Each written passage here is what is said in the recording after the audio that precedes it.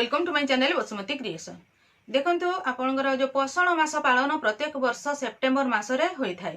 सेही पोषण मास उपरे एक लेटर जारी करा जायछि जोटा कि हमर Odisha livelihood mission department of mission शक्ति रु एही लेटर टी जारी करा जायछि। एथिरे हमर सीआरपीसीएम जो माने कि पोषण सखी ता सहित समस्त सीएसएस आशा अंगनवाड़ी समस्त को एही कार्य गुडी को करिवा पई पड़िबो, सेथि पई एही लेटर टी जारी करा जायछि। चैनल टी को प्रथम थर पई देखुथिले सब्सक्राइब कर नियंतु एवं पाखरे थिबा घंटी चिन्हटी को टिपि ऑल बटन को प्रेस कर दियंतु, ताहले आपण माने मोर आगामी वीडियो रो नोटिफिकेशन ठीक समय रे पाई परिबे।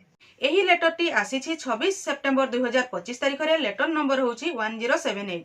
एही लेटर टी doctor Monika Priyadarshini IAS state mission director cum CEO समस्त जिलार सीडीओ कम ईओ जिला परिषद मानक पठाइछन्ती।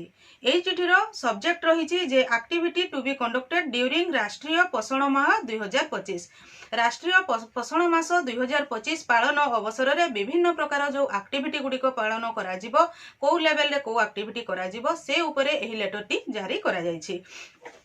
एही लेटर रे कुहा जायछि जे मातृ एवं शिशु पोषणर समस्या गुडिक समाधान करिबा उद्देश्य रे राष्ट्रीय पोषण मास 2025 17 सेप्टेम्बर 2025 रु 16 अक्टोबर 2025 तारिख पर्यंत पालन करा जाउछि।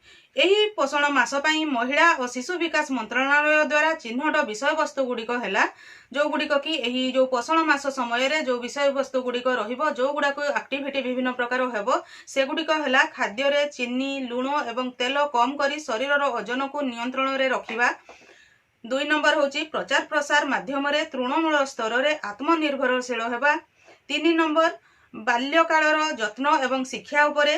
4 नंबर होची शिशु एवं छोट पिलांकर खाद्य देबा अभ्यास, छोट पिला मानकर अभ्यास खाद्य किभଳି भाबरे देबे से उपरे मध्य एहितरे एक्टिविटी सब रहिबो। एवं 5 नंबर होची मेन स्ट्रीमिंग।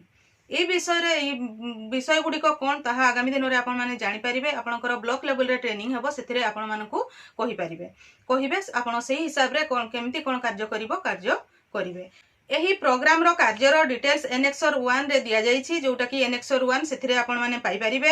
एही प्रोग्राम पई जीपीएलएफ रो आईबी अकाउंट रु 1400 टंका खर्च करा जिवो एवं खर्च करी सारिला परे ताहार बिल भाउचर सेट करी कि बीएमएमयू माध्यम रे डीएमएमयू रे सबमिट करा जिवो एवं तापरे डीएमएमयू रु आपनकर जीपीएलएफ रो आईबी अकाउंट को एही टंकाटी आसीबो।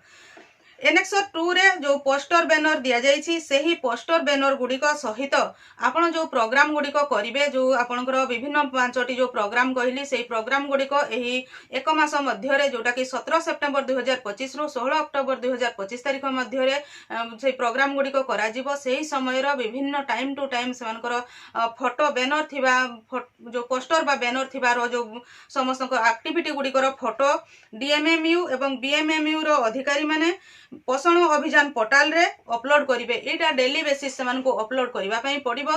ताहले एही लेटर टी जो जारी करा जायछि जोटा कि आपनकर सीएलएफ जीपीएलएफ एसएचजी लेवल रे विभिन्न प्रकार एक्टिविटी गुडी को पालन करा जिवो, जोथिरे कि समस्ते एथिरे अवेयरनेस हेई परिबे। जो पोषण मासर जो उद्देश्य रहिछि से उद्देश्य गुडी को पूर्ण होई परिबो।